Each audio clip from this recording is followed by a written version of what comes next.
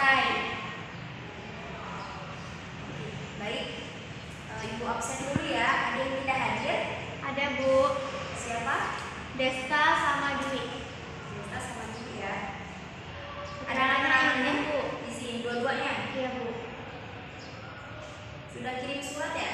Sudah, Bu, sama sekretaris. Nanti Ibu lihat ya.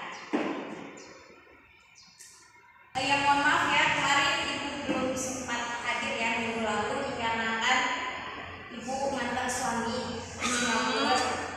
Kebetulan beliau melanjut S2 di sana. Ada yang mau kuliah di luar negeri? Saya mau. Tidak, Bu. Semoga saya doakan ya. Adik-adik Amin. semua bisa kuliah di sana ya. Bisa Amin. menjenjang karir di sana, bisa kerja di sana, tapi bukan berarti TKW juga. Ibu lucu deh. Itu saja ya. Baiklah, marilah kita sama-sama ya buka pembelajaran kita pada siang hari ini dengan melafazkan basmalah. Bismillahirrahmanirrahim. Oke, sudah siap semua ya kita melakukan pembelajaran pada siang hari ini? Sudah, Bu. Silakan alat tulisnya disiapkan terlebih dahulu. Sudah, Bu. Karena seperti hadis ada rawi ya bahwa kita telah temu dengan menuliskannya. Oke, materi kita pada siang hari ini yaitu mengenai hakikat dan dasar hawa nafsu.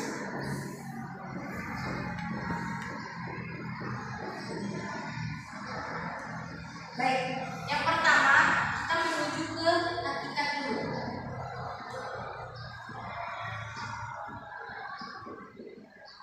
Ada yang tahu pengertian hakikat? Saya, Bu. Silakan. Inti dari sesuatu. Inti dari sesuatu. Ada lagi, Eva? Silakan. Kenapa, Bu? Eva Dani. Tahu? Nggak tahu, Bu. Oke. Selain inti dari sesuatu ya ada dasar. Bisa juga puncak atau asal sesuatu. Ada yang coba jawab lagi? Oke. Sebenarnya banyak ya pengertian atau definisi dari hakikat itu sendiri. Namun untuk inti dari sesuatu ini itu termasuk pengertian hakikat ya dalam pandangan Islam.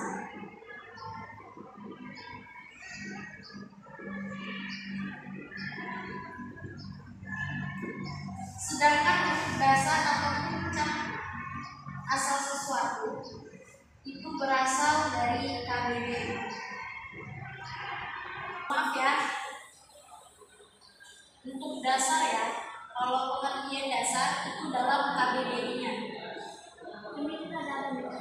Kemudian untuk puncak atau asal dari sesuatu ini termasuk pengertian dalam pandangan Islam.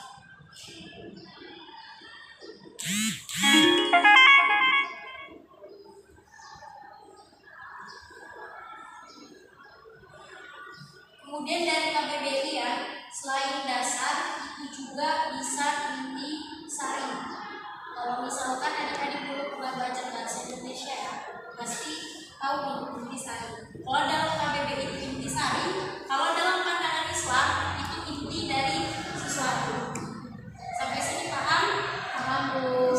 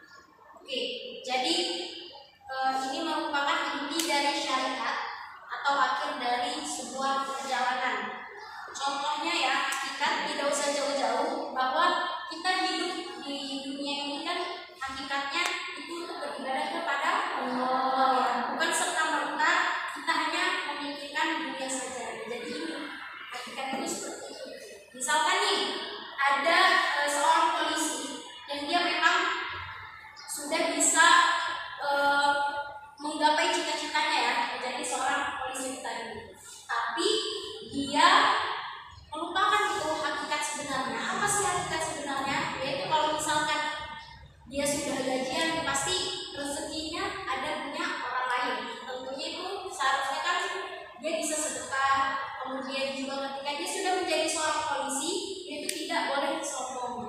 Nah, tapi dia sombong berarti dia telah kehilangan hakikat yang semuanya. Cukup ya? Cukup. Oke, sekarang kita ke definisi hawa nafsu ya. Ada yang mau mencoba menjawab apa definisi dari hawa nafsu? Silakan. Hawa nafsu itu gaya emosional. Oke, gaya emosional.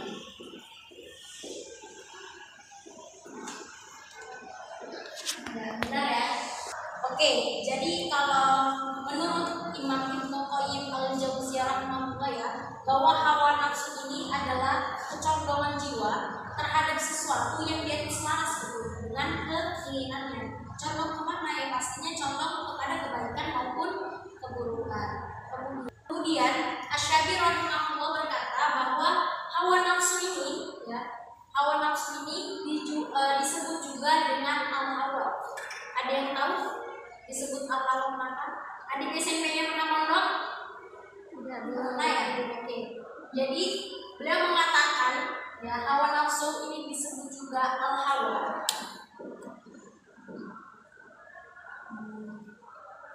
Al-hawa karena dia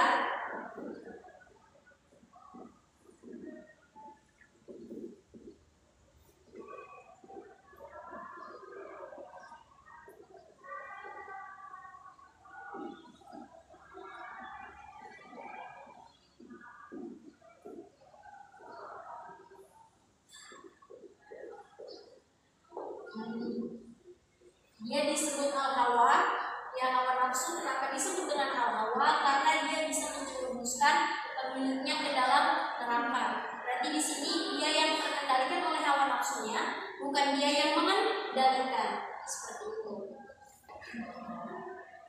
Sudah dicatat ya? Sudah, Bu. Bagus ya.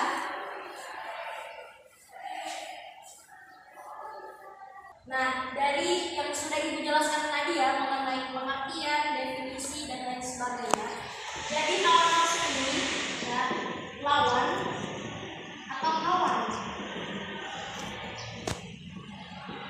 Ada yang mencoba menjawab? Lawan, Bu. Lawan. Eva Mei? Lawan. Lawan. Eva Dani? Lawan, Bu. Lawan. Enggak ada yang menjawab kawan ya? Tidak. Hawa? Lawan atau kawan? Lawan, Bu. Lawan. Oke. Ya, jadi jawaban sebenarnya ini bisa dua-duanya. Bisa kawan, bisa lawan. Kenapa? Karena kalau misalkan di dunia ini tidak ada hawa nafsu, maka tidak ada kehidupan. Kita punya nafsu makan, kita punya nafsu belajar, itu nafsu, tapi dia belajarnya kawan, bukan lawan. Jadi bisa lawan, bisa kawan. Baik, jadi sudah paham ya kalau misalnya ditanya hawa nafsu itu lawan atau kawan, jawabannya Lawan dan kawan. tergantung gimana kita mengendalikannya ya. Selanjutnya dalam Al-Quran itu ada 3 hawa nafsu yang memang diabadikan. Yang pertama itu ada nafsu mutmainnah. Yang kedua adalah nafsu lawamah, dan yang terakhir ada nafsu amarah bisu. Coba Eva Dani diulang apa aja tadi? Apa, Bu? Yang udah Ibu sebutkan tadi selain nafsu mutmainnah. Nafsu apa ya? Nafsu lawamah.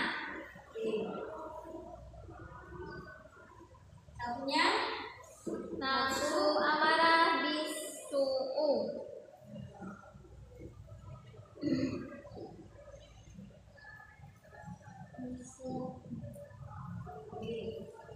ini ketiga nafsu ya yang memang diabadikan di dalam Al-Quran.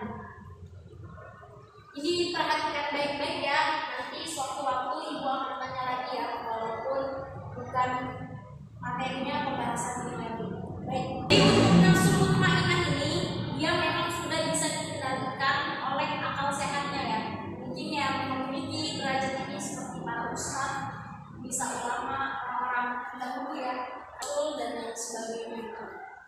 Kemudian untuk nafsu lawamah, dia ini bisa membedakan antara yang baik dan yang buruk. Misal nih, Hawa melihat kezaliman di depan matanya, kemudian hati Hawa merasa sakit ya. Kenapa sih kok orang itu seperti itu gitu? Nah, ini dia memiliki nafsu lawamah. Tapi orang seperti ini itu dia tidak mempunyai pendirian yang tetap. Jadi dia juga bisa berbuat baik, dia bisa berbuat buruk. Dia itu melakukan hal yang mungkin tadinya tidak dia senangi. Itu nafsu lawamah. Jadi dia bisa melakukan hal yang baik dan yang buruk. Kemudian yang terakhir, ini ada nafsu amarah bisu. Ini dari namanya saja amarah ya. Dari namanya saja sudah amarah, berarti ini memang yang mengajak kepada yang buruk. Semuanya tuh mengajak yang buruk. Nah, dari ketiga ini sebenarnya itu juga tergantung keadaan jiwanya ya. Jadi di sini kita juga muhasabah ya. Kita tanyakan kepada diri kita, nafsu apa sih itu yang kita miliki di dalam diri kita. Jangan sampai ini ya yang ada kesimpulan. Jangan sampai sini paham? Paham. Oke, untuk yang terakhir ya, materi yang terakhir yaitu cara mengalahkannya.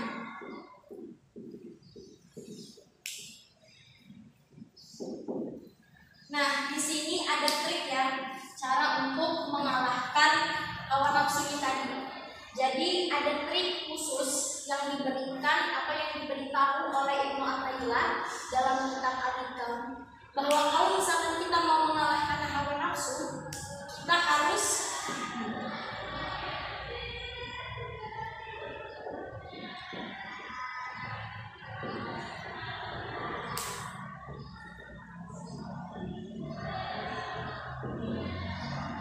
mengenalinya dulu.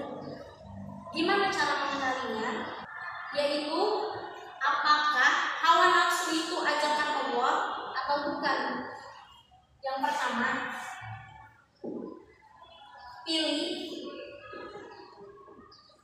yang paling berat untuk dikerjakan. Yang kedua, pilih hukuman yang paling berat.